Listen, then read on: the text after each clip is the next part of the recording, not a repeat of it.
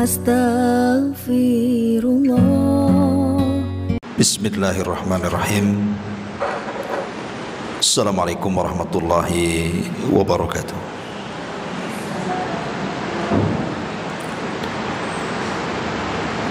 Alhamdulillah, wassalatu wassalamu ala rasulillah wa ala alihi wa sahbihi wa mawalah wa la hawla wa la quwata illa billahi wa ba'du. Kita lanjutkan kajian kita, masih membahas kitab Arba'in Nawawi, dan kita masuk pada hadis ke-41. Kita baca hadisnya. An Abi Muhammadin Abdullah ibn Amr ibn As radhiyallahu anhuma qala Rasulullah sallallahu alaihi wasallam la yu'minu ahadukum hatta yakuna hawahu taba'an lima ji'tu bihi.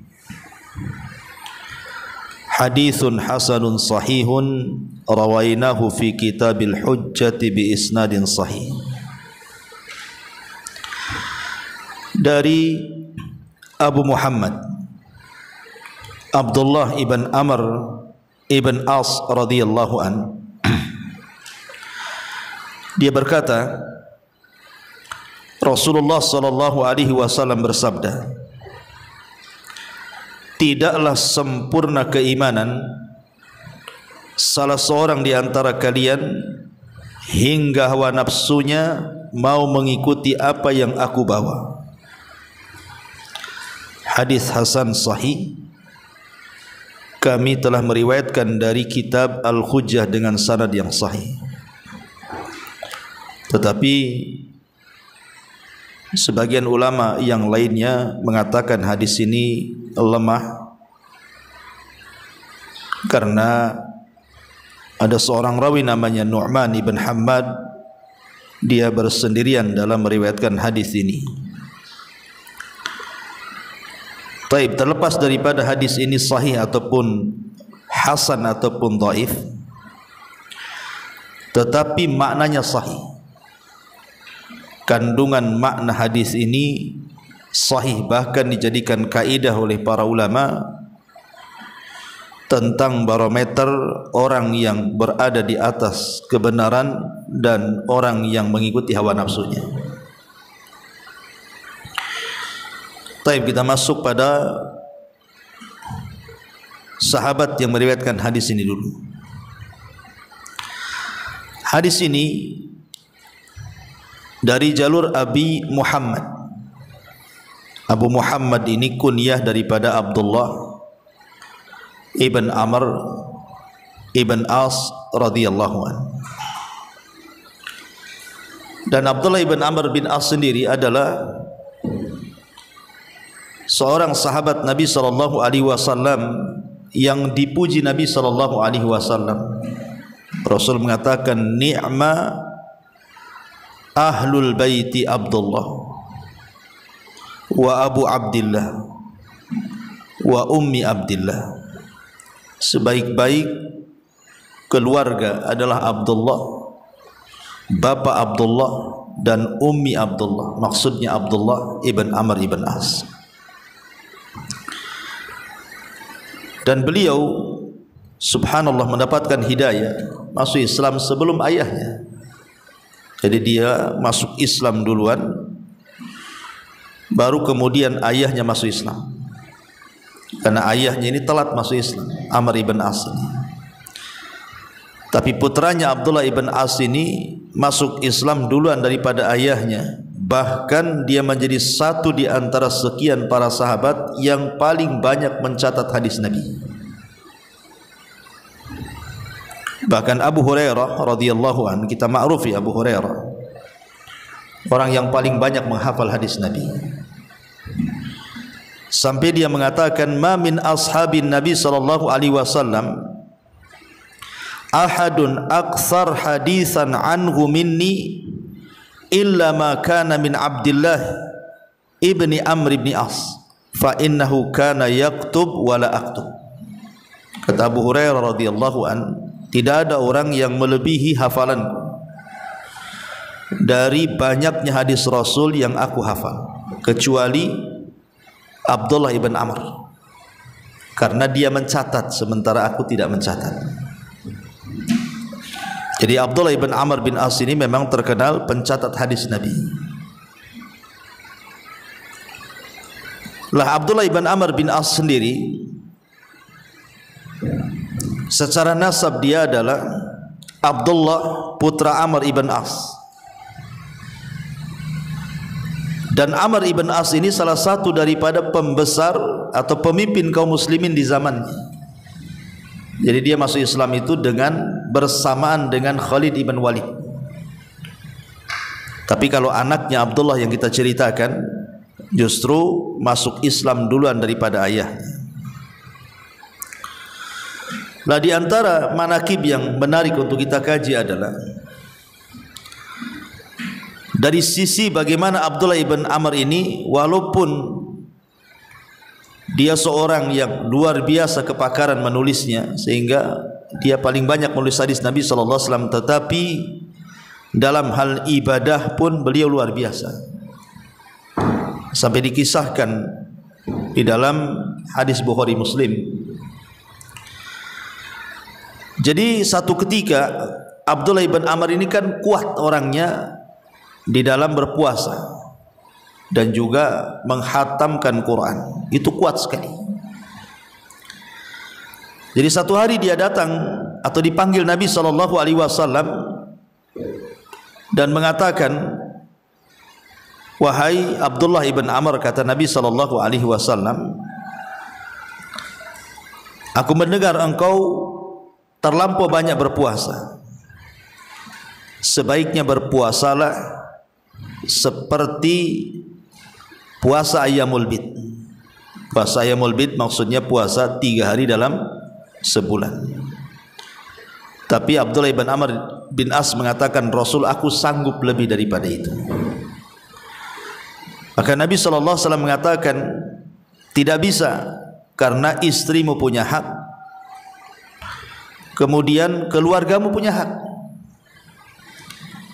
Tetapi Abdullah ibn Amr ibn As tetap mengatakan, aku sanggup.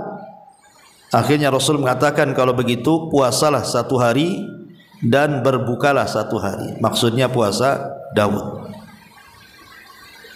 Dan itu sudah mencukupi bagimu. Sejak itulah Abdullah ibn Amr bin As tidak pernah meninggalkan puasa Daud. Kemudian ketika Nabi SAW bicara soal membaca Al-Quran, karena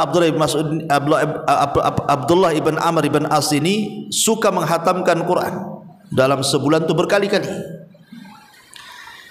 Jadi kata Nabi SAW, sebaiknya hatamkan Quran minimalnya 1 bulan 1 kali saja. Kata Abdullah ibn Amr bin As mengatakan, Rasul, aku bisa lebih daripada itu. Kalau gitu, kata Rasul, setiap 20 hari 1 kali. Kata dia, aku bisa lebih daripada itu. Kata Nabi SAW, kalau begitu setiap 10 hari 1 kali, dan jangan kau tambah, karena istrimu punya hak dan keluargamu punya hak. Maka sejak itu pula beliau menghatamkan Quran setiap 10 hari 1 kali. Inilah kekuatan ibadah siapa? Abdullah ibn Amr bin As ini. Bahkan Abdullah ibn Amr bin As ini termasuk orang yang paling tawadhu, dan orang yang merendahkan diri pasti Allah akan angkat derajatnya. Sebagaimana orang yang sombong itu pasti Allah akan rendahkan derajatnya. Jadi dikisahkan oleh Abu Abdurrahman, dia mendengar Abdullah ibn Amr bin As radhiyallahu an mengatakan, la an akuna ashira asharati masakin yaumal qiyamah ahabbu ilayya min an akuna ashira asharati aghniya fa innal aktsarin humul aqallun yaumal qiyamah illa man qala hakadha wa hakadha ay yatasaddaq yaminan wa shimalan. Kata beliau, kata Abdullah ibn Amr ibn As, dia mengatakan, seandainya aku satu di antara 10 orang fakir miskin pada hari kiamat, itu lebih aku sukai dibandingkan aku satu di antara 10 orang yang kaya pada hari kiamat. Karena orang-orang yang kaya pada hari kiamat justru mereka akan sedikit, kecuali kalau dia menginfakkan hartanya ke kanan dan ke kiri. Perkataan ini sangat dalam karena menunjukkan bagaimana tawadunya Abdullah di sini, Abdullah bin Amr ini. Seandainya aku menjadi satu di antara 10 fakir miskin, lebih baik dibandingkan menjadi satu di antara 10 orang kaya. Karena nanti pada hari kiamat hisabnya orang kaya kan lama dan lambat, sementara hisabnya orang-orang fakir itu cepat. Makanya ingat ketika saya berkisah tentang hadis Nabi SAW. Jadi satu hari Anas bin Malik radhiyallahu anhu menceritakan, dia duduk bersama Nabi. Tiba-tiba Nabi SAW mengatakan, akan masuk kepada kalian sekarang rajulun min ahlil jannah, laki-laki yang termasuk penduduk surga. Akan masuk ke masjid ini sekarang laki-laki yang termasuk penduduk surga. Rupanya dari sudut masjid ada seorang laki-laki Ansor masuk, dengan nampak di janggutnya bekas wudunya dan menenteng sandalnya. Kemudian keesokan harinya Rasulullah SAW bicara lagi, sebentar lagi akan masuk kepada kita seorang laki-laki yang termasuk penduduk surga. Rupanya orang itu lagi. Kemudian keesokan harinya berikutnya Rasul ngomong itu lagi, rupanya dia lagi yang dimaksud Nabi. Jadi Abdullah ibn Amr ibn As ini penasaran, punya amalan apa orang itu? Kok bisa Nabi SAW mengatakan si fulan termasuk penduduk surga? Dan ini menunjukkan semangat para sahabat kalau ada orang yang dijanjikan Rasul dengan surga, kepengen juga seperti itu. Jadi ingin tahu rahasianya apa? Rahasianya orang ini, kenapa Rasul sampai mengatakan si fulan termasuk penduduk surga? Jadi Abdullah ibn Amr ibn As ini pura-pura bertamu, ada masalah dengan keluarganya, kemudian berpura-pura bertamu 3 hari, ingin mengetahui apa aktivitas orang itu. Rupanya biasa-biasa saja, baca Qur'annya biasa, sholat malamnya biasa, zikirnya biasa, istighfarnya biasa. Sahabat yang lebih daripada dia lebih banyak lagi. Akhirnya kecewalah Abdullah ibn Amr ibn As ini. Pas di hari ketiga baru dia menceritakan maksud dia bertamu selama 3 hari itu. Dia tidak ada masalah dengan keluarganya, cuman dia mendengar Rasul SAW mengatakan kepada anda bahwa anda termasuk penduduk surga. Kira-kira apa rahasiamu? Aku lihat kau biasa-biasa saja. Maka barulah setelah hendak pergi, orang ini menceritakan bahwa setiap malam sebelum tidur, kata dia, aku berusaha mengeluarkan dari hatiku perasaan hasad dan dengki kepada siapapun yang menyakitiku. Ku maafkan mereka. Jadi amalannya itu bukan amalan badan, bukan membaca Quran, bukan solat malam, bukan zikir, tidak. Tapi amalan yang membuat Rasul mengatakan si fulan termasuk penduduk surga adalah amal hati. Jadi setiap hari sebelum tidur dia maafkan semua yang menzalimi dia, dan dia keluarkan setiap hasad dan dengki dari hatinya. Kata Abdullah ibn Amr ibn As, oh boleh jadi inilah yang dikehendaki Nabi SAW. Lihat bagaimana Abdullah ibn Amr bin As luar biasa semangatnya untuk menjadi penduduk surga. Ma'asyiral muslimat yang dimuliakan Allah Subhanahu wa taala. Bahkan di antara perkataan beliau yang sangat bagus sekali, innal jannata haramun ala kulli fahishin an yadkhulaha. Allah haramkan surga kepada setiap orang yang lisannya sangat jelek ketika bicara. untuk memasukinya. Ya persis seperti sabda Nabi SAW bahwa orang yang tidak bisa menjaga lisan maka diancam dengan neraka. Kata Nabi SAW, sesungguhnya ada seorang hamba yang mengucapkan satu kalimat tanpa sadar. Rupanya kalimat itu membuat Allah murka sehingga Allah masukkan ia ke dalam jahanam sejauh barat dan timur.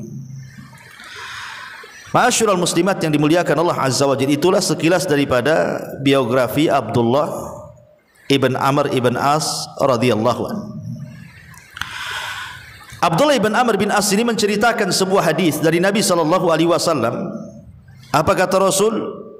La yu'minu ahadukum hatta yakuna hawahu taba'an lima ji'tu bihi. Tidaklah sempurna keimanan seseorang. Kalimat la yu'min bukan berarti kafir, tidak. Maksudnya tidak beriman di sini, maksudnya tidak beriman dengan sempurna. Siapa yang tidak sempurna imannya itu? Seseorang di antara kalian hingga hawa nafsunya mau mengikuti apa yang aku bawa, kata Nabi. Hingga hawa nafsunya ditundukkan dengan syariat yang dibawa Nabi SAW. Apa maksudnya menundukkan hawa nafsu di atas syariat Nabi SAW atau di atas apa yang diajarkan oleh Nabi SAW? Saya contohkan begini untuk memudahkan memahami hadis ini. Kalau ada dua orang yang berzina,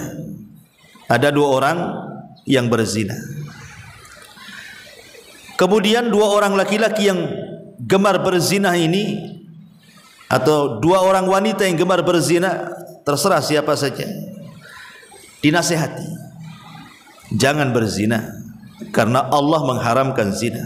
Kemudian disebutkan dalil-dalil tentang haram zina. Akhirnya dua orang ini bertobat kepada Allah Azza wa Jalla karena takut luar biasa. Setelah dinasihati bahwa zina itu haram, bahwa zina itu terancam dengan neraka, terancam dengan azab dan begitu seterusnya, bertobatlah dua orang ini. Setelah lama berlalu, anggaplah yang satu si fulan, yang duanya si Alan gitu ya, biar enak ya, fulan dan Alan gitu ya. Jadi si fulan ini betul-betul ketika dia taubat dan hijrah tidak mau berzina lagi, maka segala wasilah-wasilah yang mengantarkan kepada zina dia tutup rapat-rapat, tidak mau. Pokoknya dia menjauh daripada wasilah-wasilah yang bisa mengantarkan dia kepada zina. Dia benci melihat pamannya seseorang yang membuka auratnya. Dia tidak suka dengan gambar-gambar yang membuka auratnya. Pokoknya apapun yang menjadikan dia akan berzina lagi, dia tinggalkan. Ini yang satu, yang si fulan ini betul-betul tobat dia, benci dengan perbuatan zina itu. Tapi yang kedua, dia masih rindu untuk berzina, tetapi dia takut berzina karena haram. Jadi dia terkadang melihat ada gambar, ada foto seorang wanita ataupun laki-laki nampak auratnya gitu kan. Terbayang dia ingin berzina, tapi tidak berzina. Takut untuk berzina karena zina itu haram. Perhatikan antara dua orang ini. Yang satu betul-betul meninggalkan zina, bahkan wasilah-wasilah zina saja dia tidak mau. Betul-betul dia benci kepada zina, dan wasilah-wasilahnya dia benci. Berarti orang yang pertama ini sudah menundukkan hawa nafsunya kepada syariat Rasul. Ya. Yang satunya dia belum bisa menundukkan, walaupun dia tidak melakukan maksiat, tetapi hawa nafsunya masih kepengen ke situ. Bisa dipahami ya contohnya? Atau kita buat contoh lain. Jangan berzina, anggap saja pemabuk ya. Ada dua orang mabuk. Kemudian dinasihati, janganlah kalian minum khamar. Minum khamar itu dosa, perbuatan setan, dan begitu seterusnya. Bertobatlah keduanya. Yang satu nih, si A nih, betul-betul dia bertobat, memang tidak mau mendekati khamar. Lihat botolnya khamar aja benci luar biasa. Dan apabila ada orang yang cerita tentang khamar, dia langsung pergi. Pokoknya dia tidak mau telinganya mendengar soal khamar, tidak mau melihat matanya kepada botol khamar, bahkan meninggalkan semua kawan-kawan yang mencintai khamar. Ini si A nih. Si B pula tidak. Si B ini kalau nampak ada botol khamar walaupun kosong dipegangnya, kemudian teringat dulu dia minum khamar dan kepengen tapi tak mau. Kenapa? Karena khamar haram, dia sudah tahu. Tapi keinginannya ada, ingin minum khamar lagi itu ada. Cuman karena takut, dia sudah multazim, dia sudah berjanji untuk tidak minum khamar, makanya dia tidak minum khamar, cuman angan-angannya saja. Berarti si A ini telah menundukkan hawa nafsunya terhadap syariat Nabi, dan si B ini belum bisa menundukkan hawa nafsunya. Itulah makna bahwa Nabi SAW mengatakan tidak sempurna keimanan salah seorang di antara kalian hingga hawa nafsunya mau mengikuti apa yang aku bawa. Bisa dipahami ya hadis ini ya dengan dua contoh itu. Taib. Ma'asyiral muslimat yang dimuliakan Allah Subhanahu wa taala. Hadis ini dijadikan kaidah oleh para ulama tentang ta'zim, pengagungan terhadap dalil. Pengagungan terhadap dalil, bahwa kita harus tunduk kepada apapun keputusan Allah dan Rasulnya. Kalau dalil sudah mengatakan A, maka A. Dalil sudah mengatakan B, maka B. Itulah artinya mengagungkan dalil. Sebab kalau kata dalil A kita ke B, kata dalil B kita ke A, berarti hawa nafsu kita belum bisa ditundukkan kepada dalil. Dahulu di zaman Nabi sallallahu alaihi wasallam, ketika Nabi sallallahu alaihi wasallam pertama kali menyerukan hijrah para sahabat, Rasul itu meminta kepada para sahabat untuk hijrah.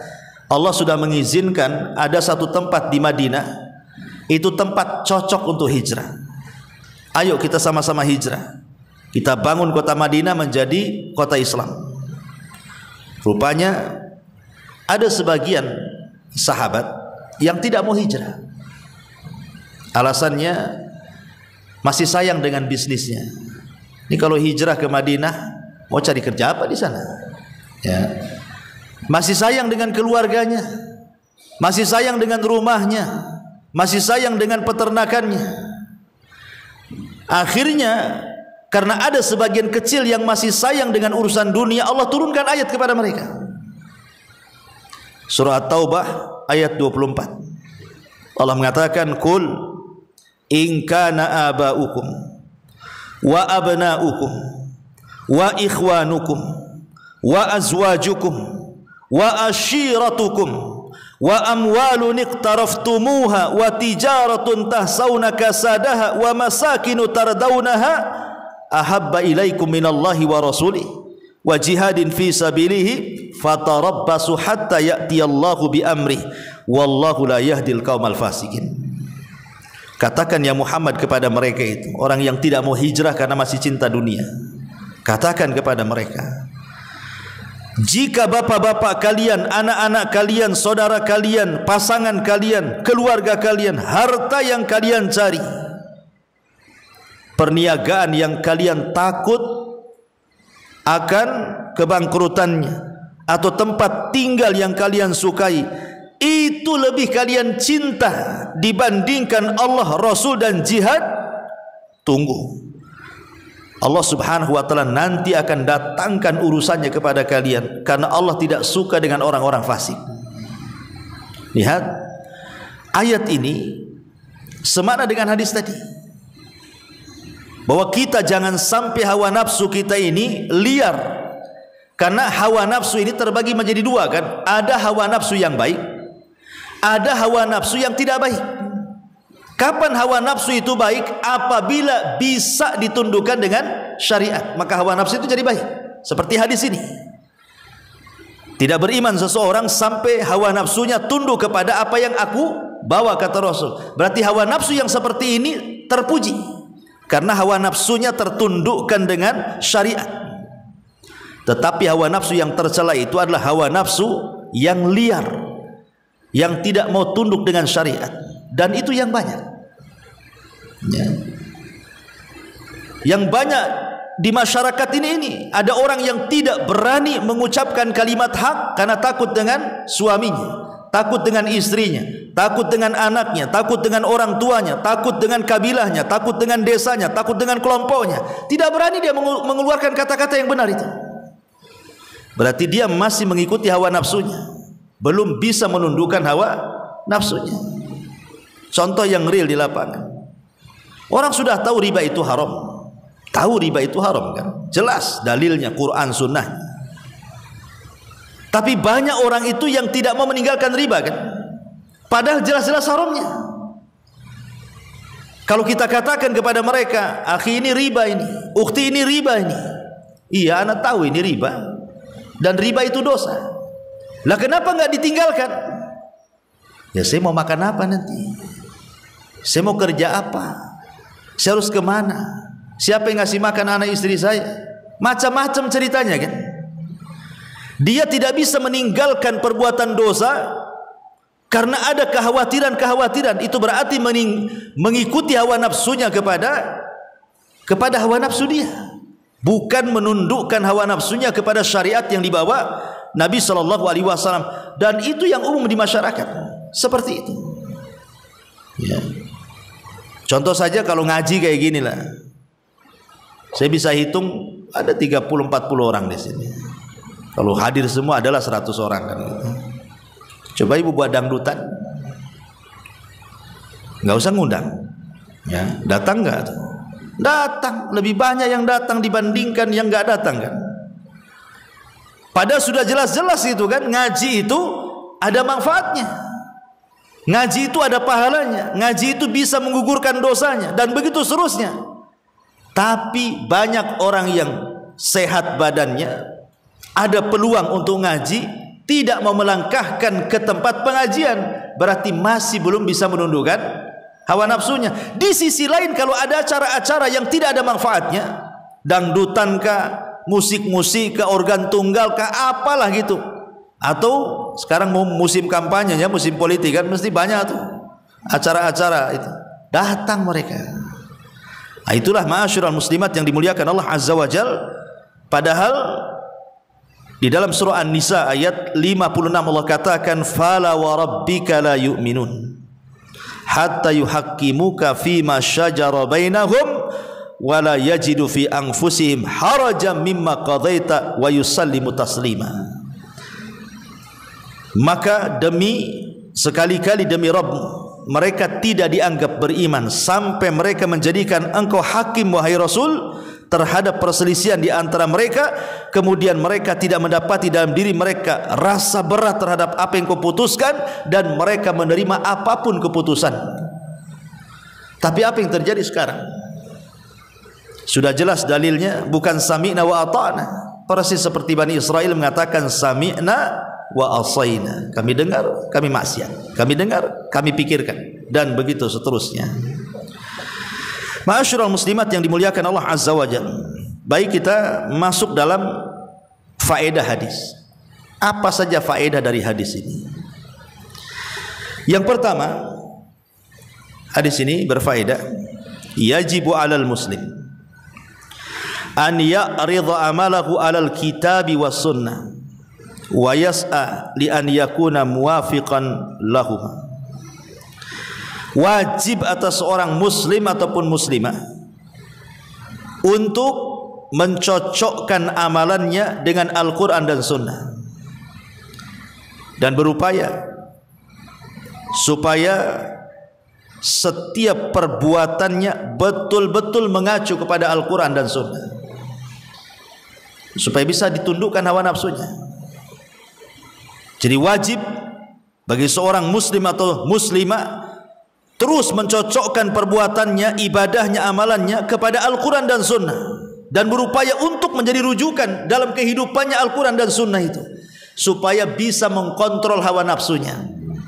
Karena orang kalau masih berpegang dengan Al-Quran dan Sunnah, tentu dengan pemahaman salaful ummah, insya Allah hidupnya itu masih akan terkontrol, masih terkontrol. Tapi kalau sudah jauh daripada Al-Quran dan Sunnah, mulai mengikuti hawa nafsunya, dah kemana-mana dia.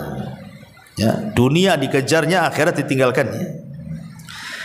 Kemudian juga yang kedua, anna mahabbatal abdi likulli ma yuhibbullaha wa rasulah. Bahwa kecintaan seorang hamba adalah mencocoki apa yang dicintai Allah dan Rasulnya. Kalau Allah mencintainya, kita cintai. Kalau Allah membencinya, kita benci. Kalau Rasul mencintainya, kita cinta. Kalau Rasul membencinya, kita benci. Itulah cara menundukkan hawa nafsu kepada syariat. Tapi kalau seandainya kita membenci yang disenangi syariat, atau menyenangi yang dibenci syariat, itu belum bisa menundukkan hawa nafsu. Syariat mengatakan khamar haram, masih juga minum. Syariat mengatakan gibah itu dosa besar, masih juga gibah. Syariat mengatakan dusta itu dosa besar, masih juga nyebar hoax. Itu belum bisa menundukkan hawa nafsunya, karena dia masih cinta dengan sesuatu yang dibenci Allah dan Rasulnya. Ini faedah yang kedua. Faedah yang ketiga, wujubu tahkimir rasul fi kulli masailid din al-i'tiqadiyati wal amaliyati war ridha bidzalik wat taslim. Wajib menjadikan Rasul sebagai hakim, pemutus pada setiap permasalahan agama, baik yang bersifat keyakinan ataupun yang bersifat amalan, dan harus redha dan menerima apapun keputusannya. Dahulu di zaman keemasan para sahabat Nabi SAW, betul-betul sahabat adalah orang yang paling menundukkan hawa nafsunya di hadapan syariat. Ketika pengharaman keledai peliharaan, jadi dulu di zaman Nabi SAW pernah terjadi paceklik hebat tuh, sampai kelaparan, sampai ada orang yang makan dedaunan, bahkan binatang-binatang sudah mulai mati karena kehausan. Paceklik hebat, kelaparan di mana-mana, sehingga sebagian para sahabat Nabi SAW terpaksalah di antara mereka ada yang menyembelih keledai peliharaan mereka. Keledai yang suka digunakan untuk mengangkut barang. Kan orang Arab tuh kalau kendaraan angkut tuh menggunakan keledai. Angkut apa saja, air, kayu, angkut orang pula di situ. Itu pakai keledai. Ya. Jadi akhirnya keledai-keledai itu yang harusnya jadi kendaraan mereka kemana-mana pakai keledai, ngangkut barang pakai keledai, karena kelaparan hebat disembelilah keledai-keledai itu oleh sebagian sahabat. Mendengar hal itu, Nabi SAW langsung memberitahu. Padahal keledai itu sudah siap santap tuh. Sebagian mereka sudah dimasak, sebagian mereka sudah siap santap, tinggal makan saja.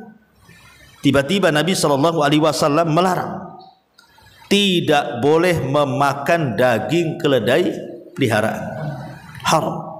Ya. Kalau keledai liar nggak apa-apa, tapi kalau khusus peliharaan tidak boleh, karena dianggap rizun, kotor. Maka itu daging-daging yang ada di atas periuk tuh, periuk para sahabat, ditumpahkan semuanya. Tidak ada satupun sahabat yang berani, jangan lagi mencicipi dagingnya, kuahnya pun tidak, ditumpahkan semuanya. Setelah mengetahui bahwa Rasul mengharamkan tidak boleh memakan keledai peliharaan. Lihat bagaimana hawa nafsu para sahabat tertunduk dengan syariat. Ya, ketika Rasul mengatakan haram, haram. Kalau kita enggak, kata Rasul haram, kita bilang haram, katanya. Agak pelan gitu. Enggak mau dibilang kencang-kencang itu kan itu. Atau dibilang halal pula gitu ya. Atau contoh yang lain, dikisahkan Anas bin Malik radhiyallahu an ketika Anas ini sedang bertamu di rumah Abu Talha. Minuman para sahabat itu, Bu, itu biasa minum khamr. Sahabat itu dulunya juga pemabuk, ya, sebelum diharamkan khamr itu. Jadi Anas bin Malik radhiyallahu anhu biasa menuangkan khamr di tamu-tamu sahabat Rasul di rumah Abi Talha radhiyallahu anhu. Lah tiba-tiba ada teriakan dari luar rumah, di pasar-pasar, di kerumunan, di keramaian, sayup-sayup terdengar sampai ke rumah Abi Talha. Jadi Abu Talha ngomong sama Anas tuh, Anas, ukhruj fasma madza yaqulu munadi yunadi. Keluar kau Anas, ngomong apa orang itu di luar tuh? Kok ramai kali? Maka Anas pun kemudian keluar. Setelah beberapa saat datang lagi. Kemudian ngomong sama Abu Talha, ya Abu Talha, Nabi SAW sudah mengutus seseorang untuk mengumumkan di halayak ramai manusia, ala wa innal khamra qad hurrimat. Ingatlah sesungguhnya khamr diharamkan. Mendengar hal itu, Abu Talha pun langsung terdiam. Dan manusia yang di pasar-pasar bergerak pulang, yang ada di keramaian bergerak pulang. Kemudian semua menuangkan khamr-khamr yang ada di rumah mereka, di depan rumah-rumah mereka. Sampai perawi hadis mengatakan hatta salat syawari'ul Madinah, sampai gang-gang kota Madinah itu banjir gara-gara khamr yang dituangkan para sahabat Nabi SAW. Lihat bagaimana ketundukan hawa nafsu para sahabat betul-betul ditundukkan dengan syariat.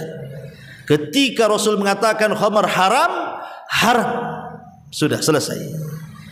Tidak ada istilah mereka, saya kan sudah kecanduan, biarlah saya sedikit-sedikit meninggalkan.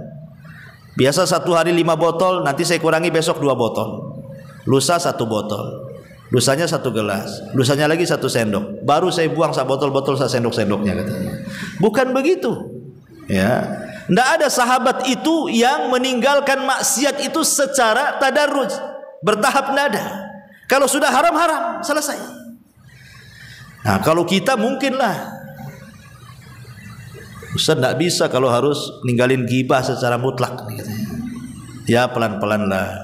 Kalau gibah selingan-selingan nggak apa-apa kan Ustaz? Nggak ada, ya gibah kan itu.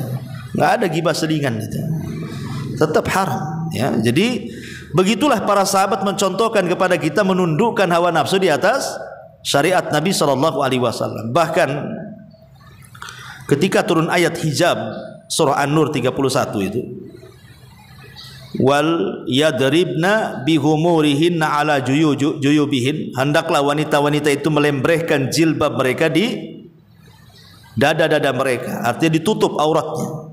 Subhanallah, semua wanita pulang ke rumah, apapun yang mereka dapati, entah dari gorden, entah dari taplak meja, apapun kain yang mereka dapati langsung ditutup. Ka'annahunna, seolah-olah ka'anna ru'usihinna, seperti kepala-kepala mereka itu seperti burung gagak. Gagak itu kan warnanya hitam, ya. Jadi sampai kepalanya itu seperti burung gagak. Tahu Bu burung gagak itu? Perhatikan burung gagak itu yang hitam ya. Gagak ada warna lain ya? Nggak ada ya kan? Gagak ya hitam lah, ya. Ya tengok burung gagak itu, mata-matanya hitam. Nah, kalau kita nengok kepala burung gagak tuh hitam semua tuh. Kemudian patuknya juga hitam, matanya juga hitam, rambutnya juga hitam kan?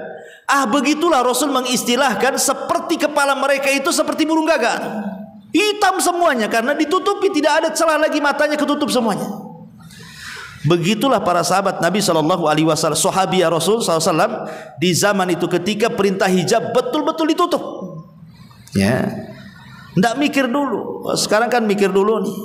Orang yang nggak pernah hijab tiba-tiba tergerak untuk hijab, ngacanya itu sampai mau pecah kacanya itu, cocok miring sini sana sini. Mungkin jilbab itu sampai 10 jilbab itu asik cabut pasang. Cocok nggak cocok, cocok nggak cocok gitu saja kan. Anda minta pula pendapat orang, cocok nggak katanya. Kalau nggak cocok saya nggak pakai jilbab katanya. Ini gimana ceritanya ya? Jadi orang seperti itu belum bisa menundukkan hawa nafsunya. Kemudian juga contoh yang lain, ketika Nabi SAW sedang sholat ya. Di tengah-tengah sholat tiba-tiba Nabi SAW melepaskan sandal, dilepas begitu saja sandal. Sahabat Nabi di belakang ini, karena kan posisinya sedang sholat, bukan sedang selesai sholat, sedang sholat. Rasul jadi imam, tiba-tiba Rasul melepas sandal. Jadi di pikiran para sahabat itu, jangan-jangan turun wahyu nih, tidak boleh pakai sandal ketika sholat. Akhirnya semua sahabat ikut-ikut melepas sandal. Jadi selepas sholat Rasul tanya. Rasul itu punya mukjizat, mampu memandang ke belakang seperti memandang ke depan. Itu mukjizatnya Nabi ya. Dia tidak perlu CCTV Nabi itu. Jadi ke belakang dah nampak dia, sebagaimana dia nampak memandang ke depan. Kata Rasul, kenapa kalian ikut-ikut melepas sandal ya. Sahabat polos saja, Rasul, kami melihat anda melepas sandal, kami pula ikut melepas sandal. Kata Rasul, jangan. Tadi aku sholat melepas sandal itu karena Jibril datang memberitahu di sandalku ada kotoran, makanya aku lepas. Pertanyaannya, apa di sandal kalian ada kotoran? Coba lihat. Jadi sahabat itu apapun yang dilakukan Rasul langsung dilaksanakan, tidak terpikir sama sekali begini begitu, tidak ya. Seperti Umar bin Khattab tuh ketika mencium Hajar Aswad, dia mengatakan, hei batu, aku tahu kau ini seonggok batu. Kalau aku tidak melihat Rasul mencium kamu, buat apa aku cium kamu tuh? Bayangkan otak secerdas Umar saja tunduk kepada syariat Nabi. Itulah makna daripada tidak sempurna iman seseorang sampai hawa nafsunya bisa ditundukkan dengan apa yang aku bawa, kata Nabi. Ya, ini juga diantara faedahnya. Kemudian faedah yang keempatnya, annahu la khiyara li ahadin fi amri qadahu Allah wa rasul. Tidak ada pilihan bagi seseorang apabila Allah dan Rasulnya sudah memutuskan sebuah perkara. Tidak ada pilihan kecuali harus taat. Tidak ada pilihan. Di zaman Nabi ada seorang laki-laki namanya Julaibib. Pernah tahu bukan kisahnya Julaibib? Julaibib ini sahabat Nabi SAW yang paling fakir, tidak punya rumah sama sekali. Jadi atapnya langit, ya rumahnya bumi. Dia tidur sembarang tempat, tidak punya nasab yang bagus, tidak punya harta, tidak punya kehormatan, bahkan hampir tidak dikenal. Datang saja tidak menggenapkan, pergi pula tak mengganjilkan. Nah, itulah Julaibib ya. Jadi Julaibib ini satu hari dipanggil oleh Nabi. Ini sahabat sedang kumpul gini, sini Julaibib ya. Ada apa wahai Rasul? Kata Nabi SAW, Julaibib, tidakkah kau mau menikah? Tidakkah kau mau menikah? Ala tatazawwaj? Kata Julaibib, ya Rasulullah. Lihat, Julaibib tidak mengatakan aku tak punya harta untuk mahar, aku tak punya uang untuk walimah. Bukan itu yang dijawab oleh Julaibib ketika Rasul mengatakan, kenapa kau tak menikah? Kata Julaibib, Rasul, wanita mana yang mau dengan Julaibib? Nah, itu jawabannya ya. Kalau ini yang jadi jawaban, susah orang mau nikah ya. Tapi kalau bilang saya nggak punya harta, bisa dikasih harta nikah. Tapi kalau jawabannya wanita mana yang mau dengan Julaibib, walaupun punya harta tetap wanita tamu dengan saya, gitu seolah-olah. Akhirnya Julaibib pergi. Disangka Rasul ini mungkin bercanda kan gitu. Besoknya datang lagi, dipanggil lagi, hei Julaibib, afala tatajawaz? Menikahlah, kata Julaibib sambil agak emosi. Rasul, kan sudah kukatakan kemarin, siapa yang wanita yang mau dengan Julaibib? Pergi dia. Besoknya dipanggil lagi, pertanyaannya sama. Julaibib, kenapa kau tak menikah? Marah Julaibib sama Nabi. Rasul, sudah kukatakan wanita mana yang mau dengan Julaibib? Sudah. Ya. Kata Rasulullah, begini Julaibib, saya utus kamu temui rumahnya si fulan. Itu rumah berada di tengah-tengah rumah-rumah Ansar. Di rumah itu ada anak gadis. Katakan kepada orang tuanya, saya adalah utusan Rasul. Nikahkan putrimu denganku, ini keputusan Nabi. Cukup ngomong gitu saja. Berangkat Julaibib. Ya. Kemudian betul-betul sudah ketemu tuh rumahnya. Diketuknya rumah itu, Assalamualaikum. Yang buka bapaknya, Waalaikumsalam. Kaget bapaknya. Julaibib, ngapain kau kesini? Tidak wahai fulan, inni Rasulillah sallallahu alaihi wasallam, jawiz ibnataka alayya, hadza amrun nabi. Apa kata Julaibib? Begini wahai tuan, aku adalah utusan delegasi Nabi. Nabi yang menyuruh aku kemari, katanya engkau punya anak gadis, nikahkan anak gadismu denganku, ini perintah Nabi katanya. Kata bapaknya geleng-geleng kepala, apa enggak ada orang selain Julaibib? Kenapa tidak Abu Bakar saja? Kenapa tidak Umar? Kenapa tidak Utsman? Kenapa tidak sahabat yang lain? Kenapa mesti Julaibib? Kata bapaknya. Tapi karena ini perintah Rasul, kata bapaknya, tunggu dulu, saya harus runding dengan ibunya. Masuklah bapaknya kepada ibunya dan mengatakan bahwa Rasul mengutus anak muda dan mengatakan nikahkan putrimu denganku. Kata ibunya, dengan siapa? Julaibib. Hah, Julaibib? Apa enggak ada lagi selain Julaibib? Katanya. Ya, karena Julaibib ini disebutkan orangnya hitam, pendek, miskin, tidak punya nasab, tidak dikenal orang. Macam mana orang mau dengan Julaibib kan gitu? Tapi karena ini perintah Rasul, akhirnya Julaibib datang. Tapi kedua orang tuanya ini agak berat gitu. Kalau dengan Abu Bakar pikir poligami lah kan, begitu istilahnya kan. Janganlah dengan Julaibib gitu. Dengan Utsman ke, dengan Abdurrahman bin Auf ke, terserahlah. Jangan dengan Julaibib pokoknya. Subhanallah, di balik tabir itu anak wanitanya mendengar, seolah-olah kedua orang tuanya menolak perintah Nabi. Langsung anak perempuannya keluar, kemudian marah di hadapan kedua orang tuanya dan mengatakan, nikahkan aku dengan Julaibib, katanya.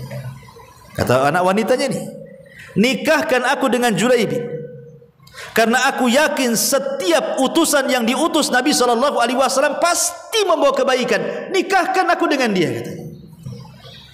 Subhanallah, malah anak gadisnya pula berakal dibandingkan orang tuanya.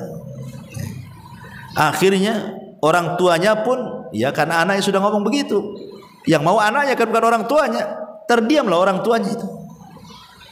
Ketika anak gadisnya mengatakan, ataruddani Rasulillah, apakah engkau akan menolak utusan Rasul sallallahu alaihi wasallam? Dari sini turun ayat. Masalah Julaibib ini turun ayat. Apa ayatnya? Wa ma kana lil mu'minin wala mu'minatin idza qadallahu wa rasuluhu amran an yakuna lahumul khiyaratu min amrihim wa man ya'sillaha wa rasulahu faqad dhalla dhalalan mubina. Tidak layak bagi seorang mukmin laki-laki dan perempuan, kalau Allah dan Rasulnya sudah memutuskan sebuah perkara, tiba-tiba ada kebimbangan dalam hatinya, tidak layak bagi seorang mukmin seperti itu. Karena barang siapa yang berpaling dari perintah Allah dan Rasulnya, sungguh dia akan tersesat dengan kesesatan yang nyata. Akhirnya menikahlah wanita ini dengan Julaibib di malam pertama, dan itu malam setiap anak muda yang menunggu-nunggu orang menikahkan. Tiba-tiba datang seruan dari Nabi SAW, ya khailullah irkabu, hei kuda-kuda Allah, bersiaplah tempur kalian. Julaibib memandang istrinya, ya, dan mengatakan, malam ini ada dua seruan, seruan tempat tidur dan seruan jihad. maka aku memilih seruan jihad. Kata istrinya, pergilah wahai suamiku. Belum mencicipi malam pertama, langsung pergi. Sudah perang berkecamuk luar biasa, dan Allah menangkan peperangan itu oleh kaum muslimin. Maka Nabi SAW memerintahkan, hitung semua pasukan yang terluka, pasukan yang mati, pasukan yang selamat. Akhirnya dihitung, yang selamat sekian, yang luka sekian, yang meninggal sekian, yang mati syahid. Dikumpulkan jasad. Kemudian Rasul mengecek satu-satu. Kata Nabi SAW, ada yang kurang.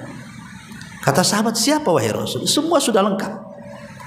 Yang meninggal sudah lengkap, yang terluka sudah lengkap, yang selamat sudah lengkap. Semua sudah lengkap. Kata Rasul, tidak ada yang kurang. Sahabat masih bingung. Ya, hitung lagi. Dihitung lagi, kata Rasul, masih ada yang kurang. Kemudian kata Rasulullah, aina Julaibib? Di mana Julaibib? Subhanallah, di tengah-tengah pasukan saja sahabat enggak kenal Julaibib. Kenapa? Karena saking fakirnya, saking miskinnya sampai enggak dikenal orang. Maka Rasul mengatakan, di mana Julaibib? Kok enggak nampak di sini? Cari Julaibib. Ya.